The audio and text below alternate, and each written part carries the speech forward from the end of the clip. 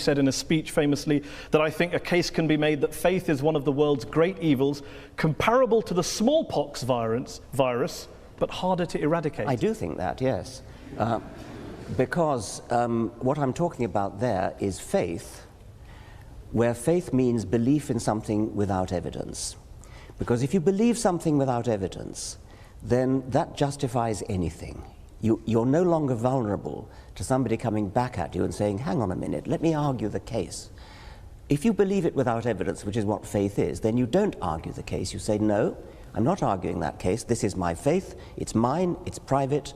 I don't dissent from it. I don't retreat from it. You're just going to have to accept it. Now, that is evil. And yet you spend so much of your time debating people of faith. So clearly people of faith are interested in having discussions. They're not just all blind believers, insisting on their way of... Well, nobody said anything about all of them. I mean, the vast majority of religious people are perfectly good, nice people, as you are.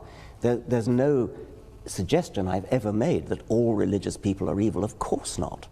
There is a logical progression that goes from believing in faith, having faith that your God tells you to do something, and doing terrible deeds, like suicide bombing, like flying planes into skyscrapers. The vast majority of people of faith don't do such terrible things. But those people who do terrible things do it believing that they are righteous and good, and they think that they're doing the will of their God.